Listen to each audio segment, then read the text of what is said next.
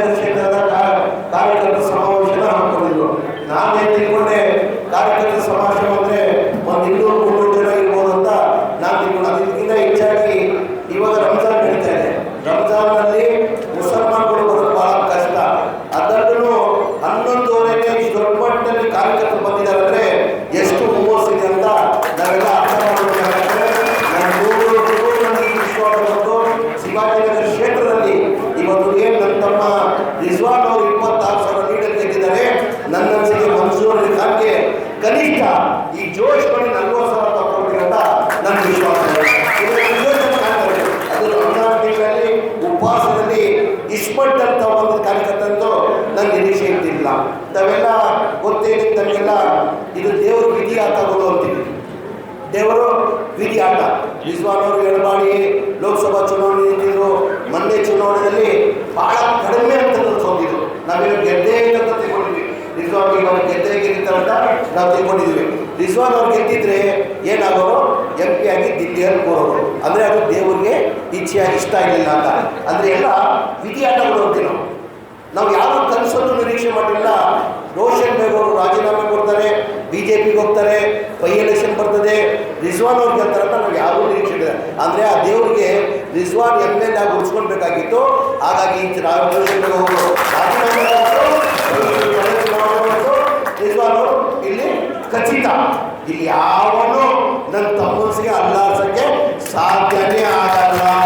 ಏಕೆಂದರೆ ನನ್ನ ತಮ್ಮ ಒಬ್ಬ ಕೆಲಸಗಾರ ಎಲ್ಲರೂ ವಿಶ್ವಾಸ ತಗೊಂಡಂತಂದ್ರೆ ನನ್ನ ಅನಿಸಿಕೆ ನನ್ನ ತಮ್ಮ ರಿಜ್ವಾನ್ ಅವರು. ಅದ್ರ ಜೊತೆಗೆ ಅಭಿವೃದ್ಧಿ ನನ್ನ ಅನಿಸಿಕೆ ಶಿವಾಜಿನಗರಲ್ಲಿ 50 ವರ್ಷ ಇತಿಹಾಸದಲ್ಲಿ ಅಭಿವೃದ್ಧಿ ಕೆಲಸ ನಡೆದಿಲ್ಲ. ಆ ಥರ ಅಭಿವೃದ್ಧಿ ಕೆಲಸ ನಡೆದಿದೆ ಅಂದರೆ ನಮ್ಮ ರಿಜ್ವಾನ್ ಅವರು ಸ್ಮಾರ್ಟ್ ಸಿಟಿಯಲ್ಲಿ ನಾನು ಒಂದು ಮೆಂಬರ್, ಅವರು ಒಂದು ಮೆಂಬರ್. ನಾನು 5 ಬಾರಿ MLA ನೋಡಿ. ನನ್ನ ಓಟಿಂಗ್ ಮಾಡಿದಾಗ ನನ್ನ ಓಟಿಂಗ್ ಮಾಡಿದಾಗ ನಾನು MLA ಸ್ಮಾರ್ಟ್ ಸಿಟಿಯಲ್ಲಿ, ನಾನು ಮೆಂಬರ್ ಆಗಿದ್ದೀನಿ ಸ್ಮಾರ್ಟ್ ಸಿಟಿಯಲ್ಲಿ. ಇವರು ಮೆಂಬರ್ ಆಗಿದ್ದಾರೆ ಸ್ಮಾರ್ಟ್ ಸಿಟಿಯಲ್ಲಿ. ಇವರು ಮೊದಲೇ ಬಾರಿ MLA, ನಾನು 4 ಬಾರಿ MLA ಆಗಿದ್ದಾರೆ. ಈಗ ಅಲ್ಲದಲ್ಲ ಯಾವ ಜಾಸ್ತಿ ತೊಗೊಳ್ಬೇಕು, ನಾವು ತೊಗೊಳ್ಬೇಕು, ಅವ್ನು ತೊಗೊಳ್ಬೇಕ. ಅವ್ನು ಎಷ್ಟು ದುಡ್ಡು ಅಂತ ಇರ್ಬೋದು, 3 ಸಲ ಚೋಟಿ ಕೊಟ್ಟು ಅವನೇ ತೊಗೊಳ್ಬೇಕು ಎಲ್ಲರಿಗಿಂತ ಹೆಚ್ಚಾಗಿ. ಈಗ ಜನ ನನಗೆ ಹೇಳ್ತಾರೆ, ಏನು ಸರ್ ರಿಜ್ವಾನ್ ಅವರು ಮೊದಲೇ ಬಾರಿ MLA ಆಗಿ ಸ್ಮಾರ್ಟ್ ಸಿಟಿಯಲ್ಲಿ ಸಂವಿಧಾನ ತಗೊಂಡಿದ್ದಾರೆ, ನೀವು 6 ಬಾರಿ MLA ಆಗಿ ನೀವು ಅದನ್ನು ನಾವು ತಗೊಂಡಿಲ್ಲ. ನಾನು ಏನು ಮಾಡಪ್ಪ, ನಮ್ಮ ತಗೊಂಡು ಬುದ್ಧಿ ಜಾಸ್ತಿ, ಬುದ್ಧೋತ್ತ ಅವನು ಕ್ಷೇತ್ರದ ಬಗ್ಗೆ ಕಾಲೇಜಿ ಜಾಸ್ತಿ, ಹಂಗಾಗಿ ತಗೊಂಡಿದ್ದಾನೆ. ಅಂದರೆ ಈಗ ನಾನು ಏನಕ್ಕೆ ಹೇಳ್ತಾ ಇದ್ದೆ ಅಂದರೆ ದೇವ್ರ ವಿಧಿಯಾಟ. ಯಾವತ್ತೂ ಮನ್ಸೂರ್ ಖಾನ್ ಅವರು ಚುನಾವಣೆ ನಿಲ್ತೀನಂತ ಎಂದೂ ಹೇಳಿಲ್ಲ. ನಾವು ಇವಾಗ ಏನಾದ್ರು ಆಗಿ ರಿಜ್ವಾನ್ ಅವರ ನಮಗೂ ಮನಸ್ಸಿತ್ತು, ನಮ್ಮ ದಿಲ್ಲಿಯಲ್ಲಿ ನನ್ನ ತಮ್ಮ ಇದ್ರೆ ನಮಗೆಲ್ಲ ಒಂದು ಶಕ್ತಿ ಇರ್ತದೆ, ರಿಜ್ವಾನ್ಗೆ MP ಮಾಡಬೇಕು, MD ಬಾರಿ ಗೆಲ್ತಾರೆ ಅಂತ ಹೇಳ್ಬಿಟ್ಟು ನನ್ನ ಆಸೆ ಇದ್ದಿದ್ದು. ಆಮೇಲೆ ರಿಜ್ವಾನ್ ಎಲ್ಲೋ ಹೋಗಲಿಲ್ಲ. ಆಮೇಲೆ ಕೊಡೋದಿಲ್ಲೆಲ್ಲೋ ಶಿವಾಜಿನಗರ ಕ್ಷೇತ್ರದವರು ಮತಾದರು. ಆಮೇಲೆ ಚಾಮರಾಜಪೇಟೆ ಬಿಡ್ತಾರೆ, ನಮ್ಮ ಮನೇನು ಇವ್ರ ಕ್ಷೇತ್ರದಲ್ಲಿ ಇರೋದು. ಆಮೇಲೆ ನನ್ನ ಮನೆಗೆ ಬಂದ್ಬಿಡ್ತಾರೆ, ಏನ್ರಿ ನಮ್ಮ MLA ಪಾರ್ಲಿಮೆಂಟ್ ಕಳಿಸ್ಬಿಟ್ಟೆ ಅಂತ. ಆ ಕಾರಣಕ್ಕೆ ಬೇಡ ಅಂತ ಹೇಳ್ಬಿಟ್ಟು ನಾವು ನಸೀರ್ ಅಹಮದ್ನ ಪ್ರಪೋಸ್ ಮಾಡಿದ್ವಿ. ನಾವು ನಸೀರ್ ಅಹಮದ್ ಇದ್ರು, ನನ್ಪಾಡ್ ಅವರಿದ್ರು, ಇನ್ನೊಂದು ಇಮ್ರಾನ್ ಹುಸೇನ್ ಅಂತ 3 ಜನ ಅಭ್ಯರ್ಥಿನ ಪ್ರಪೋಸ್ ಮಾಡಿ ಪ್ಯಾನಲ್ ಹೆಸರು. ಮನ್ಸೂರ್ ಅವರು ಅವತ್ತಿಂದಲೂ ಬೇಡ ಅಂತ ಇದ್ರು, ಬೇಡವೇ ಬೇಡ ಅಂತ ಇದ್ರು.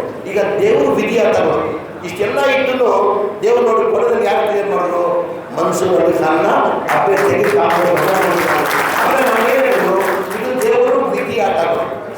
ದೇವ್ರ ವಿಧಿ ಆಟಗಳು ಅಂತಲ್ಲ, ಆ ದೇವ್ರು ಸೃಷ್ಟಿ ಮಾಡ್ಕೊಂಡಿಲ್ಲ. ದೇವ್ರು ಸೃಷ್ಟಿ ಮಾಡಿದ್ರೆ ಇವತ್ತು ಮನ್ಸೂರ್ ಖಾನ್ ಅವರು ಅಭ್ಯರ್ಥಿಯಾಗಿ ನಮ್ಮ ಮುಂದೆ ಬಂದಿದ್ದಾರೆ.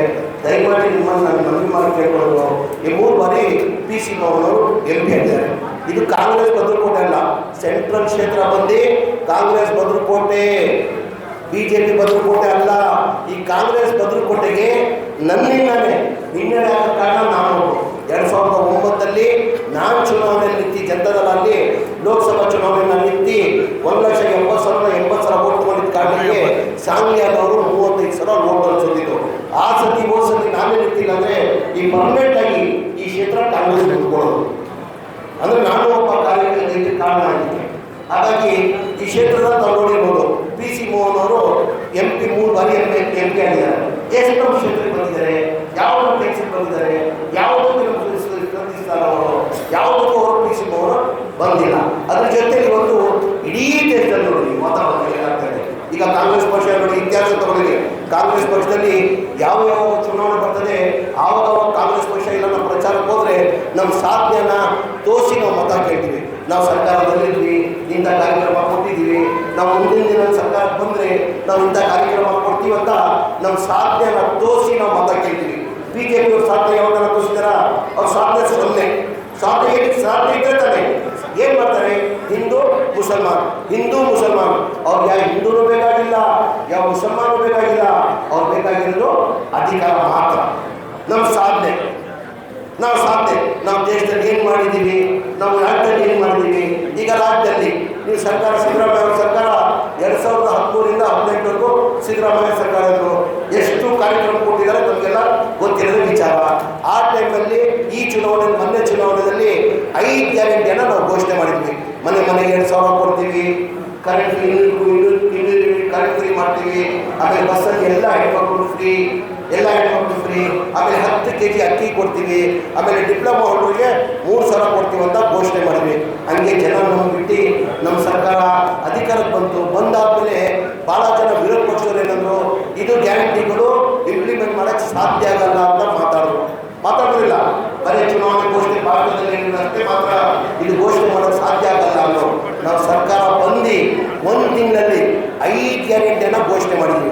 ತಮಗೆಲ್ಲ ಗೊತ್ತಿದ್ದಂಗೆ ಸಿದ್ದರಾಮಯ್ಯ ಮುಖ್ಯಮಂತ್ರಿ ಇರುವಾಗ 10 kg ಅಕ್ಕಿ ಕೊಡ್ತಾ ಇದ್ದೀವಿ ನಾವು. ಎಷ್ಟು kg ಅಕ್ಕಿ ಕೊಡ್ತಾ ಇದ್ರು? ಈ BJP ಅವ್ರಿಗೆ ಬಡವ್ರ ಬಗ್ಗೆ ಎಷ್ಟು ಕಾಳಜಿ ಐತಿ ಅಂತ ನೀವೆಲ್ಲ ಅರ್ಥ ಮಾಡ್ಕೊಬೇಕಾಗಿತ್ತು. ಬಡವ್ರ ಬಗ್ಗೆ ಎಷ್ಟು ಕಾಳಜಿ ಅಂತ ಅರ್ಥ ಮಾಡ್ಕೊಬೇಕು. 10 kg ಅಕ್ಕಿ ಇದ್ದಿದ್ದು 7 kg ಅಕ್ಕಿ ಇದ್ದಿದ್ದು ಸಿದ್ದರಾಮಯ್ಯ ಕಾಲದಲ್ಲಿ 2013ರಲ್ಲಿ 7 kg ಇದ್ದಿದ್ದು. ಆಮೇಲೆ ಸಮ್ಮಿಶ್ರ ಸರ್ಕಾರ ಬಂತು, BJP ಸರ್ಕಾರ ಬಂದಾದ್ಮೇಲೆ ಬಡವ್ರ ಬಗ್ಗೆ ಎಷ್ಟು ಕಾಳಜಿ ಇದೆ ಅಂತ ನೀವೆಲ್ಲ ಇದೆಲ್ಲ ಅರ್ಥ ಮಾಡ್ಕೊಬೇಕಾಗ್ತದೆ. 7 kg ಇದ್ದಿದ್ದು ಎಷ್ಟು ಮಾಡಿದ್ರು? 5 kg ಮಾಡಿದ್ರು. ಏನು ಬಡವ್ರ ಬಗ್ಗೆ ಕಾಳಜಿ ಇಲ್ಲ, ಬಡವ್ರು ಅಂತ ಇಲ್ಲ 5 kg ಮಾಡೋಣ. ಏನು 7 kg ಕಡಿಮೆ ಮಾಡೋದು? ನಾವು ಘೋಷಣೆ ಮಾಡಿದ್ವಿ. ನಮ್ಮ ಸರ್ಕಾರ ಬಂದರೆ 10 kg ಮಾಡ್ತೀವಿ ಅಂತ ಹೇಳ್ಬಿಟ್ಟು ಘೋಷಣೆ ಮಾಡಿ 10 kg ಕೊಟ್ವಿ. ಫುಡ್ ಕಾರ್ಪೊರೇಷನ್ ಇಂಡಿಯಾ ಅಲ್ಲಿ ನಾವು ಸರ್ಕಾರ ಬಂದಾದ್ಮೇಲೆ ನಾವು ಅರ್ಜಿ ಕೊಟ್ವಿ. ಸರ್ ನಮ್ಗೆ ಈ ಥರ ಇಷ್ಟು ಕ್ವಿಂಟಲ್ ಅಕ್ಕಿ ಬೇಕಾಗ್ತದೆ, ಅಕ್ಕಿ ಇದೆಯಾ ನಿಮ್ಮಲ್ಲಿ ಇಷ್ಟ ಆಗಂತ. ಅಕ್ಕಿ ಇದೆ, 8 ಲಕ್ಷ ಮೆಟ್ರಿಕ್ ಟನ್ ಅಕ್ಕಿ ಇದೆ ಅಂತ ಹೇಳ್ಬಿಟ್ಟು ಅವ್ರು ವಾಪಸ್ ಬಂದು ಪತ್ರದಲ್ಲಿ ಬರ್ಕೊಟ್ರು. ನಾವು ತೊಗೊಂಡು ಪರ್ಚೇಸ್ ಮಾಡುವಂಥದ್ದಕ್ಕೆ ಕೇಂದ್ರ ಸರ್ಕಾರದ ಇನ್ವಾಲ್ವ್ಮೆಂಟ್ ಆಗಿ ಇಲ್ಲ, ಈಗ ಅಕ್ಕಿ ಕೊಟ್ಬಿಟ್ರೆ ಕಾಂಗ್ರೆಸ್ ಸರ್ಕಾರಕ್ಕೆ ಒಳ್ಳೆ ಹೆಸರು ಆಗ್ಬಿಡ್ತದಂತ ಅಕ್ಕಿ ಕೊಟ್ಟಿಲ್ಲ. ನಾವೇನು ಮಾಡಿದ್ವಿ?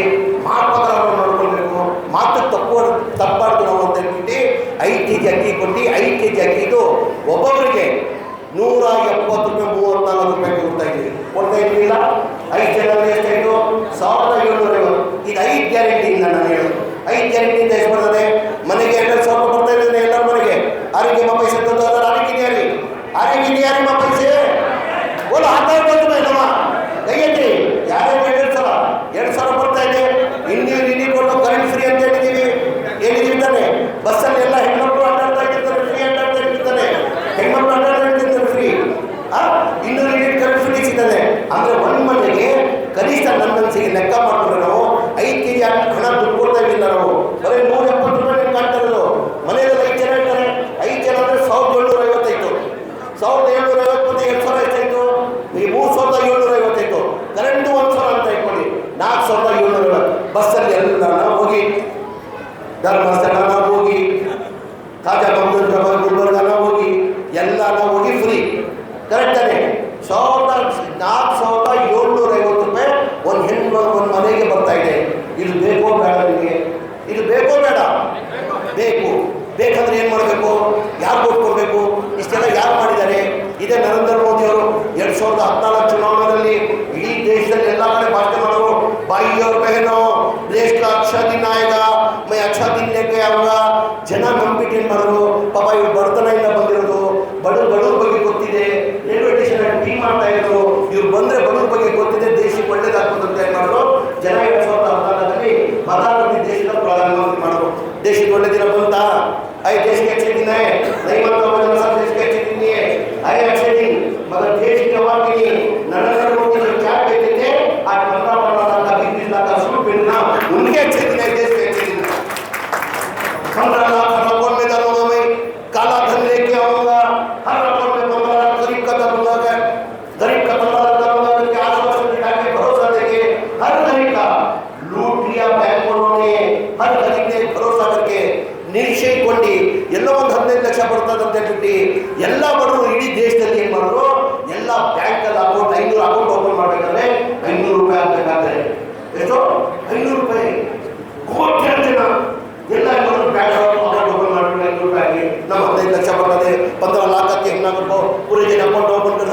15 ಲಕ್ಷ ಬಂತ, 15 ಪೈಸೆ ಬಂದಿಲ್ಲ. 15 ಸಬ್ಕಾ ಸಾಥ್ ಸಬ್ಕಾ ವಿಕಾಸ್ ಅಂತೆ. ಕಿಸ್ಕಾ ಸಾಥ್ ಕಿಸ್ಕಾ ವಿಕಾಸ್, ಕಿಸ್ಕಾ ಸಾಥ್ ಕಿಸ್ಕಾ ವಿಕಾಸ್. ದಯಮಾಡಿ ತಾವೆಲ್ಲ ಇದೆಲ್ಲ ಅರ್ಥ ಮಾಡ್ಕೊಂಡು ಕಾಂಗ್ರೆಸ್ ಪಕ್ಷದ ನಮ್ಮ ನಾಯಕರಾದಂಥ ರಾಹುಲ್ ಗಾಂಧಿಯವರು ಕನ್ಯಾಕುಮಾರಿಯಿಂದ ಹಿಡಿದು ಕಾಶ್ಮೀರವರೆಗೂ ಪಾದಯಾತ್ರೆ ಮಾಡಿದ್ದಾರೆ. ಯಾರಿಗೋಸ್ಕರ ಪಾದಯಾತ್ರೆ ಮಾಡ್ತಾರೆ? ಅವ್ರು ಗೊತ್ತಿದೆ ದೇಶದಲ್ಲಿ ತಿರ್ಗಾ BJP ಬಂದರೆ ಏನಾಗ್ತದೆ ಗೊತ್ತಿದ್ದು ಇವತ್ತು ದೇಶದಲ್ಲಿ ಪಾದಯಾತ್ರೆ ಮಾಡಿದ್ದಾರೆ. ಯಾರಿಗೋಸ್ಕರ ಮಾಡಿದ್ದಾರೆ? ಅವ್ರಿಗೋಸ್ಕರ ಮಾಡಿದಾರ, ನಮ್ಮ ದೇಶಕ್ಕೋಸ್ಕರ, ನಮ್ಮ ಜನಗಳಿಗೆ ಒಳ್ಳೆಯದಾಗಲಿ ಅಂತ ಹಿನ್ನೆಲೆಯಲ್ಲಿ ಇವತ್ತು ರಾಹುಲ್ ಗಾಂಧಿ ಅವರು ಪಾದಯಾತ್ರೆ ಮಾಡಿದ್ದಾರೆ. ದಯಮಾಡಿ ಇದೆಲ್ಲ ಅರ್ಥ ಮಾಡ್ಕೊಂತಾವೆಲ್ಲ ಇಡೀ ದೇಶದ ಬಗ್ಗೆ ಚಿಂತೆ ಮಾಡಿ. 10 ವರ್ಷ BJP ಸರ್ಕಾರ ಬಂದು 10 ವರ್ಷ ಆಗಿದೆ. 10 ವರ್ಷದಲ್ಲಿ ಯಾವ ಥರ ಆಗಿದೆ? ಇದಕ್ಕಿಂತ ಮುಂಚೆ ಇತ್ತ ಹಿಂದೂ ಮುಸಲ್ಮಾನನ್ನ ಇತ್ತ, BJP ಬರೋದು ಮುಂಚೆ ಇತ್ತ, ಎಲ್ಲ ಅನ್ನ ತಂದ್ರೆ ಇರ್ತಾರೆ. ನಾನು ಭಾಳ ದೇಶಕ್ಕೆ ಹೋಗಿದ್ದೀನಿ. ನಾನು ಕರ್ನಾಟಕ ಇಂಡಿಯಾ ಬಿಟ್ಟು ಬೇರೆ ಬೇರೆ ದೇಶಕ್ಕೆ ಹೋಗಿದ್ದೀನಿ. ನಾನು ನನ್ನ ಅನಿಸಿಕೆ ಹಿಂದೂ ಮುಸಲ್ಮಾನ್ ಸಿಖ್ ಇಸಾಯಿ ಎಲ್ಲ ಪ್ರೀತಿಯಿಂದ ಎಲ್ಲ ಮಾತಾಡೋದು ಅದು ನಮ್ಮ ಇಂಡಿಯಾ ಕರ್ನಾಟಕದಲ್ಲಿ. ಆಮೇಲೆ ನಮ್ಮ ಇಸ್ಲಾಂ ಧರ್ಮ ನಮಗೆ ಹೇಳ್ಕೊಟ್ಟಿಲ್ಲ. ಉಬೇದುಲ್ಲಾ ಸಾಹೇಬ್ ಹೇಳಿದ್ದಾರೆ, ನಮ್ಮ ಇಸ್ಲಾಂ ಧರ್ಮ ಯಾವುದು ಜಾತಿ ಪಾತಿ ಮಾಡಿ ಭೇದ ಮಾಡಿಲ್ಲ. ನಮ್ಮ ಇಸ್ಲಾಂ ಧರ್ಮ ಹೇಳ್ಕೊಟ್ಟಿಲ್ಲ ನಮಗೆ. मजहब नहीं सिखाता, आपस में बैठना, हिंदी है हम, हिंदुस्तान हमारा, सारे जहां चर्चा।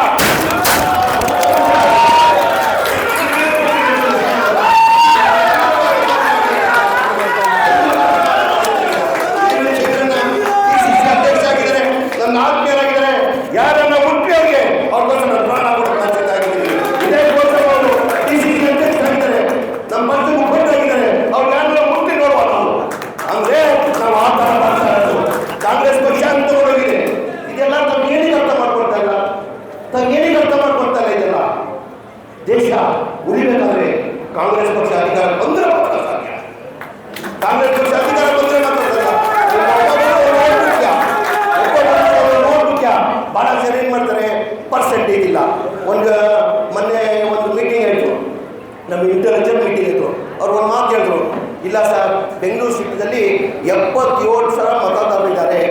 ಮೊನ್ನೆ ಚುನಾವಣೆಯಲ್ಲಿ ಸೌತ್ ನಾರ್ತ್ ಸೆಂಟ್ರಲಲ್ಲಿ 33,000 ಚಿಲ್ಲರೆ ಮತದಾರರು ಮತ ಹಾಕಲಿಲ್ಲ ಅಂತೆ. 3 ಕ್ಷೇತ್ರದಲ್ಲೂ, ಯಾವ ಸೆಂಟ್ರಲ್ ನಾರ್ತ್ ಸೌತಲ್ಲಿ 3 ಕ್ಷೇತ್ರದಲ್ಲೂ ಮತ ಹಾಕಿಲ್ಲ. ಯಾರು ಮತ ಹಾಕಿದ್ದಾರೆ? BJP ಮತ ಹಾಕಿದವರು ಯಾವತ್ತೋ ಪಕ್ಷದವರು ಮತ ಹಾಕ್ತಾರೆ. ಯಾವ 33 ಲಕ್ಷ ಮತ ಹಾಕಿಲ್ಲ ನೋಡಿ, ಅವರೆಲ್ಲ ಕಾಂಗ್ರೆಸ್ ಅವ್ರು ಸರ್. ದಯಮಾಡಿ ಅವ್ರನ್ನ ಮನೆಯಿಂದ ಆಚೆ ತಂದು ಅವ್ರನ್ನ ವೋಟ್ ಮಾಡಿಸಿ ಅಂತ ಅವ್ರು ಹೇಳ್ತಾ ಇದ್ರು. ಅವ್ರೇನಾದ್ರು ಆಚೆ ಬಂದು ವೋಟ್ ಮಾಡಿ ಒಂದು 15% ವೋಟ್ ಹಾಕ್ಬಿಟ್ಟಿದ್ರೆ ನಾವು 3 ಕಡೆಗೂ ಗೆಲ್ತಾ ಇದ್ದೀವಿ. 2 ಲಕ್ಷದಲ್ಲಿ ನಾನು ಸೋತ್ವಿ. ನನ್ನ ತಮ್ಮ ರಿಜ್ವಾನ್ 70,000 ಸೋತಿದ್ರು. ನಾರ್ಕಲ್ಲಿ 1.25 ಲಕ್ಷ ಸೋತ್ವಿ. ಅಂದರೆ ಆ ಪರ್ಸೆಂಟೇಜ್ 33 ಲಕ್ಷ ಏನು ವೋಟ್ ಆಗಿಲ್ಲ, ಅದೊಂದು 15% ವೋಟ್ ಆಗಿದ್ರೆ ಸಿಕ್ಕಿರೋದು. ನಾವು 3 ಜನರು ಗೆಲ್ತಾ ಇದ್ದೀವಿ. ಆದರೆ ನಮ್ಮಲ್ಲಿ ಏನು ಮಾಡ್ತಾರೆ, ನಮ್ಮ ಕಾಂಗ್ರೆಸ್ ಮತದಾರರು ವೋಟ್ ಹಾಕೋರು ಏನು ಮಾಡ್ತಾರೆ, ಪರ್ಸೆಂಟೇಜ್ ಇಲ್ಲ. ಉದಾಹರಣೆ, ಮೊನ್ನೆ ಚುನಾವಣೆಯಲ್ಲಿ ನಮ್ಮ ತಮ್ಮ ಚುನಾವಣೆ ಎಲೆಕ್ಷನಲ್ಲಿ 26,000 ಲೀಡರ್ ಗೆದ್ದಿದ್ದಾರೆ. ಎಷ್ಟು ಪರ್ಸೆಂಟೇಜಲ್ಲಿ? 52% ಪೋಲಿಂಗ್ ಆಗಿರೋದು. ಎಷ್ಟು ಪರ್ಸೆಂಟೇಜ್? 52%. ಇನ್ನೂ ಒಂದು 20% ವೋಟ್ ಆಗಿದೆ. ಇನ್ನು ನನ್ನ ತಮ್ಮ 30,000 ಲೀಡರ್ ಗೆಲ್ಲೋದು. 50,000 ಅಂತದಲ್ಲ ಆಗೋದು. ಏನಕ್ಕೆ ನೀವು ವೋಟ್ ಆಗಲ್ಲ? 5 ವರ್ಷಕ್ಕೆ ನಿಮಗೆ ಸಿಕ್ಕದ ಅವಕಾಶ ಯಾವುದು? 3 ಎಲೆಕ್ಷನ್ಗಳು ಸಿಗ್ತದಮ್ಮ. ಒಂದು ಅಸೆಂಬ್ಲಿ ಎಲೆಕ್ಷನ್, MLA ಎಲೆಕ್ಷನ್ ಸಿಗ್ತದೆ, ಅದಾದಮೇಲೆ ಕೌನ್ಸಿಲರ್ ಎಲೆಕ್ಷನ್ ಸಿಗ್ತದೆ, ಆಮೇಲೆ ಪಾರ್ಲಿಮೆಂಟ್ ಎಲೆಕ್ಷನ್. ಅದು ಬಿಟ್ಟು ಏನಿದೆ ನಿಮಗೆ? 5 ವರ್ಷ ನಾವು ನಿಮ್ಮ ಜೊತೆ ಇರ್ತೀವಿ. ಬನ್ನಿ, ಆಚೆ ಬನ್ನಿ. ಈ ದೇಶ ಉಳಿಸಿ, ಈ ದೇಶಕ್ಕೋಸ್ಕರ ಕಾಂಗ್ರೆಸ್ ಮತ ಹಾಕಲೇಬೇಕಾಗ್ತದೆ. ನಾವು ಒಂದಿನ ನಾವು ಕಷ್ಟ ಬಿಡಬೇಕು. ಒಂದಿನ ಕಷ್ಟ ಬಿಡೋಣ. ಇಲ್ಲಾಂದ್ರೆ ಈ ಬಾರಿ ಏನಾರ BJP ಬಂದರೆ ನಾವು ಯಾರೂ ನೆಮ್ಮದಿಯಾಗಿರೋಕ್ಕೆ ಸಾಧ್ಯ ಆಗಲ್ಲ. ಯಾರು ಸಾಧ್ಯ ಆಗಲ್ಲ. ದಯಮಾಡಿ ನಿಮ್ಮ ಕೈ ಜೋಡಿಸಿ ಮನವಿ ಮಾಡ್ಕೊಂಡಿದ್ದೀನಿ. ಮನ್ಸೂರ್ ಅಲಿ ಖಾನು ಒಳ್ಳೆ ಅಭ್ಯರ್ಥಿನ ಸಿಕ್ಕಿದ್ದಾರೆ. ಇವತ್ತು ನಾವು 5 ಜನ MLAಗಳು ಇದ್ದೀವಿ. ಕ್ಷೇತ್ರದಲ್ಲಿ 5 ಜನ MLA ಇದ್ದೀವಿ. 3 ಜನ ಸೋತಿದ್ದೀವಿ. 3 ಜನ ಸೋತರು. 5 ಜನ MLAನು ಮನ್ಸೂರ್ ಅಲಿ ಖಾನ್ನ ಗೆಲ್ಸಿ. ಅಂತಂದರೆ ಇದು ಮನ್ಸೂರ್ ಅಲಿ ಖಾನ್ ಗೆದ್ದರೆ ನಮಗೆಲ್ಲ ಒಂದು ಶಕ್ತಿ ಸಿಗ್ತದೆ, ಒಂದು ಆನೆ ಬಲ ಬಂದಂಗೆ ಆಗ್ತದೆ. ಮನ್ಸೂರ್ ಅಲಿ ಖಾನ್ ಅಭ್ಯರ್ಥಿ ಅಂತ ತಿಳ್ಕೊಂಡ್ರು. ನೀವು ಹೆಂಗೆ ಲೋಕಲ್ ಚುನಾವಣೆ, ಅಸೆಂಬ್ಲಿ ಚುನಾವಣೆಯಲ್ಲಿ, MLA ಚುನಾವಣೆಯಲ್ಲಿ ನೀವೇ ರಿಸರ್ವರ್ಸೇ ಕ್ಯಾಂಡಿಡೇಟ್ ಆಗಿದ್ದೀರಿ. ಅದೇ ಥರ ಪಾರ್ಲಿಮೆಂಟಲ್ಲಿ ನೀವೇ ತಿಳ್ಕೊಳ್ಬೇಕು, ನಾವೇ ಅಭ್ಯರ್ಥಿ ಅಂತ ತಿಳ್ಕೊಳ್ಬೇಕು. ಅವರೇ ಮನ್ಸೂರ್ ಅಲಿ ಖಾನ್ ಸಾಧ್ಯ. ನಮಗೆ 100% ವಿಶ್ವಾಸ ಇದೆ. ಈ ಬಾರಿ ಜನ ತೋರಿಸ್ಕೊಳ್ಳಲ್ಲ. ಯಾರೂ ನಿರೀಕ್ಷೆ ಇಲ್ಲ. ಸರ್, ನಾವು ಈ ಬಾರಿ 130 ಸೀಟ್ ಬರ್ತೀವಿ ಅಂತ ಯಾರೂ ನಿರೀಕ್ಷೆ ಇಲ್ಲ. ಎಲ್ಲ ಸರ್ವೇದಲ್ಲಿ ಎಷ್ಟು ಬಂತು? ಎಲ್ಲ ಸರ್ವೇದಲ್ಲಿ ಎಷ್ಟು ಬಂದು ಹೇಳಿ? 105, 110 ಸಮ್ಮಿಶ್ರ ಸರ್ಕಾರಕ್ಕೆ ಬರುವಂಥ ಯಾವ ಸರ್ವೆದಲ್ಲೂ ಎಕ್ಸಿಟ್ ಪೋಲಲ್ಲೂ ತೋರಿಸಿಲ್ಲ ಕಾಂಗ್ರೆಸ್ 137 ಸೀಟ್ ಬರ್ತಂತ. ಈಗಲೂ ಎಕ್ಸಿಟ್ ಪೋಲ್ ಅವರೆಲ್ಲ ಮಾಧ್ಯಮದೆಲ್ಲ ಅವ್ರ ಪರನೇ ಇದ್ದಾರೆ, ಬಿ ಜೆ ಪಿ ಪರ ಮಾಧ್ಯಮ ಸ್ನೇಹಿತರಿದ್ದಾರೆ, ಅವ್ರು ಬೇಜಾರು ಮಾಡ್ಕೊಂಡು ಬರೋಲ್ಲ. ಇವತ್ತೇನು ಮಾಧ್ಯಮ ಸ್ನೇಹಿತರಿದ್ದಾರಲ್ಲ, ಬಿ ಜೆ ಪಿಗೆ 90% ಭಾಗ ಇದು ಮಾಡಲಿ, ಸಪೋರ್ಟ್ ಮಾಡಲಿ. ನಮ್ಮ ಬರೇ ಕಾಂಗ್ರೆಸ್ 10% ಸಪೋರ್ಟ್ ಮಾಡಲಿ, 10% ಸಾಕು, 90% ಅವ್ರಿಗೆ ಮಾಡಿದ್ದಾರೆ. ಮಾಧ್ಯಮ ಪೂರ ಅವ್ರಿಗೆ ಸಪೋರ್ಟ್. ಇಡೀ ದೇಶದಲ್ಲಿ ನಾನು ನೋಡ್ತಾ ಇದ್ದೀನಿ, ಎಲ್ಲೋ ಒಂದು ಕಡೆ ದೇಶದ ಜನ ಬದಲಾವಣೆ ಮಾಡ್ತವ್ರೆ. ನಾವು ಯಾರೂ ನಿರೀಕ್ಷೆ ಇಟ್ಟಿರಲಿಲ್ಲ. ನಾನು 4-5 ಅಸೆಂಬ್ಲಿ ಚುನಾವಣೆ, MLA ಚುನಾವಣೆಯಲ್ಲಿ ನಾನು ಸಿದ್ದರಾಮಯ್ಯ ಅವರು ಪ್ರಚಾರಕ್ಕೆ ಹೋಗುವಾಗ ಪ್ರಜಾಪ್ರತಿನಿಧಿ ಯಾತ್ರೆ ಅಂತ ನಾವು ಇಬ್ಬರು ಹೊಟ್ವಿ. ಹೋಗುವಾಗ ಎಲ್ಲ ಕಡೆ ನಾನು ಹೇಳ್ತಾ ಇದ್ದೆ, 130 ಇಂದ 135 ಬರ್ತೀವಿ ಅಂದ್ರೆ ಯಾರೂ ನನ್ನ ನಂಬಿಲ್ಲ. ಈ ಬಾರಿ ನೀವು ತಿಳ್ಕೊಳ್ಳಿ, ನೀವು ಈ ಬಾರಿ ದೇಶದ ಜನ ತೀರ್ಮಾನ ಮಾಡಿದರೆ ಕಾಂಗ್ರೆಸ್ ಅಧಿಕಾರಕ್ಕೆ ಬಂದ ಬರೋಕ್ಕೆ ಯಾರು ತಪ್ಪಕ್ಕೆ ಸಾಧ್ಯ ಆಗಲ್ಲ. ನಮ್ಮ ನಾಯಕರಾದಂಥ ರಾಹುಲ್ ಗಾಂಧಿ ಅವರು ಪ್ರಧಾನಮಂತ್ರಿ ಆದಾಗ ಯಾವನಿಗೂ ತಪ್ಪಕ್ಕೆ ಸಾಧ್ಯ ಆಗಲ್ಲ. ಜನ ನಾವಿಲ್ಲ, ನಾವು ಕೂತಿದ್ದೀವಿ, ಉಮೇದುಲ್ಲ ಸರ್ ಕೂತವ್ರೆ, ರಿಜ್ವಾನ್ ಸಾಹೇಬ್ ಕೂತವ್ರೆ, ಸುಜಾ ಅವರು ಕೂತವ್ರೆ, ಶಕೀಲ್ ಅವರಿದ್ದಾರೆ, ಶೇಖರ್ ಅವರಿದ್ದಾರೆ. ನಮ್ಮಿಂದ ಸಾಧ್ಯ ಇಲ್ಲಮ್ಮ. ನಾವೇನಾದ್ರು ಅಧಿಕಾರಕ್ಕೆ ಬರಬೇಕಾದ್ರೆ, ಮನ್ಸೂರ್ ಅಲಿ ಖಾನ್ ಗೆಲ್ಲಬೇಕಾದ್ರೆ ಅದು ನಿಮ್ಮಿಂದ ಸಾಧ್ಯ. ಇವತ್ತು ನಂತರ ರಿಜ್ವಾನ್ MLA ಮಾಡಿದ್ದೀರ, ರಿಜ್ವಾನಿಂದ MLA ಆಗಲಿಲ್ಲ, ಕಾಂಗ್ರೆಸ್ ಪಕ್ಷದಿಂದ ಆಗಿರ್ಬೋದು. ಕಾಂಗ್ರೆಸ್ ಪಕ್ಷ ದುಡಿಮೆಯಿಂದಲ್ಲ, ಈ ಮತದಾರರು ಕಾರ್ಯಕರ್ತರಿದ್ದಾರಲ್ಲ, ಶಿವಾಜಿನಗರ ಕಾರ್ಯಕರ್ತರು, ಶಕೀಲ್ ಅಂತವರು, ಶಕೀರ್ ಅವರು, ಸುಜಾ ಶಕೀರ್ ಅವರು, ಉಬೇದುಲ್ಲಾ ಖಾನ್ ಶಕೀರ್ ಅವರು ಗೆಲ್ಸ್ಕೊಂಡು ಬಂದಿರೋದು ರಿಜ್ವಾನ್ನ ಕಾರಣ. ಆ ಥರ ನೀವು ದಯಮಾಡಿ ಮನ್ಸೂರ್ ಅಲಿ ಖಾನ್ ಅಂತ ಮನ್ಸು ಮಾಡಿ ಗೆಲ್ಸ್ಕೊಂಡು ಹೋಗ್ಬೇಕಂತ मेरे बाप मेरे माँ खाना रमजान के महीने में भी तुम्हारा रोजे के हालत में तुम्हें इतनी बड़ी तादाद में तुम्हारा दिल की गहराई से शुक्रिया अदा करते हुए आजीज़ाना गुजारिश करते हुए मेहरबानी माँ हमारे मुसलमानों में क्या करती है, पोलिंग नहीं करते। पोलिंग नहीं करते, हमें वोट डाल फायदा क्या, हमें कहीं लेने में जाकर वोट करना, हमें वोट डाल फायदा क्या कर दो, पोल भी जाकर वोटा परसेंटेज ज़्यादा होते हैं। अब हाल ही के चुनाव के अंदर, पिछले इलेक्शन के अंदर 2023 के इलेक्शन के अंदर मेरे ख्याल से शिवाजी नगर के अंदर रिजवान भाई को 48% मुसलमानों के एरिया में पोलिंग हो पाए। मेरी कॉन्स्टिट्यूंसी मेरे हल्के के अंदर भी मैं दिन रात जद्दोजहद करको मस्जिदा में अनाउंस करा भी मुझे 47% पोलिंग मुसलमान हुआ, 50% पोलिंग हुआ थी। अब पिछली बार जो है रिजवान साहब हारे, कितने वोटर से आ रहे, 70,000 से आ रहे। मैं बोलिया इसके पहले बोलिया अल्लाह की मर्जी, अल्लाह को मालूम, अल्लाह जो तकदीर में लिखता वो चुनेगा, तकदीर में अल्लाह जिसकी जो लिखता वो चुनता। हमें कोई भी ख्वाबो ख्याल के अंदर नहीं सुने थे। हमारा रोशन बेग साहब हमने छोड़ हो जाती, रिजाइन करती, बीजेपी जाती, वही इलेक्शन आता, वही इलेक्शन के अंदर रिजवान साहब जीतते, जिनको हमें ख्वाबो ख्याल के अंदर नहीं सुनते। ये अल्लाह तकदीर में लिखता सकते। रोशन बेग साहब रिजाइन करे, वही इलेक्शन आया, मेरा भाई रिजवान खड़े तो मैं लोगों को जीता हुआ जेल मिल गए। अल्लाह की तकदीर में क्या था, MP का बोलता है MLA बनाने को था। हमें रिजवान का इसके पहले बोले हमें मंसूर अली खान को हमें कोई भी पूछे सुना गए, हमें कोई भी प्रपोज करे नहीं। पार्टी हाईकमान क्या करती है, उन्होंने को राहुल गांधी जो परिवार देना करके सोनिया गांधी क्या करती है, किसी को टिकट देना को तो उन्होंने सर्वे कराते हैं। सर्वे करा को कौन कैसे देना, हमें 3 जन प्रपोज कर दे, नसीर अहमद साहब को, नलपाड़ को, हमारा इमरान हुसैन गरबई, उनको मंसूर अली खान का 4 देने का था। हाईकमान क्या करती, किसी भी टिकट देना हो तो सर्वे कराती, 1 से 3 सर्वे कराती। वो सर्वे के अंदर पढ़ा लिखा एक नौजवान आदमी मंसूर अली खान जीतता करे से हाईकमान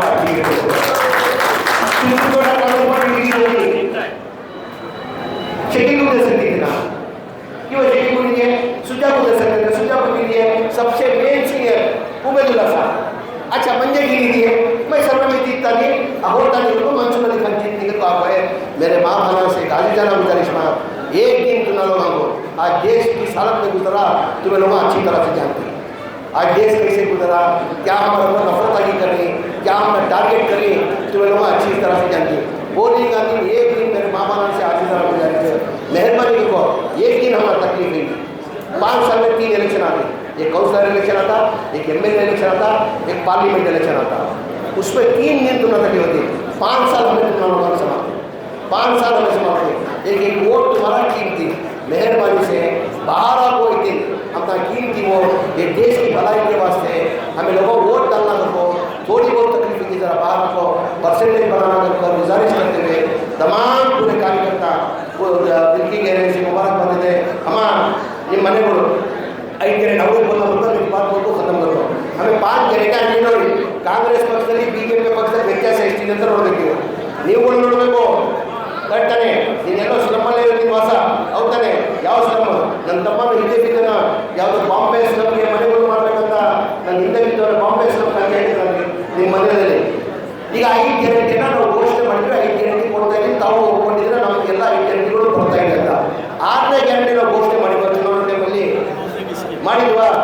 6ನೇ ಗ್ಯಾರಂಟಿ ಎಂದೂ ಘೋಷಣೆ ಮಾಡಿಲ್ಲ. ಅಂದರೆ ಕಾಂಗ್ರೆಸ್ ಪಕ್ಷ ಇರೋದೇ ಬಡವರ ಪರ ಅಂತ ನಿಮ್ಗೆ ಹೇಳಕ್ಕೆ ಬಯಸ್ತಾ ಇದ್ದೀನಿ ನಾನು.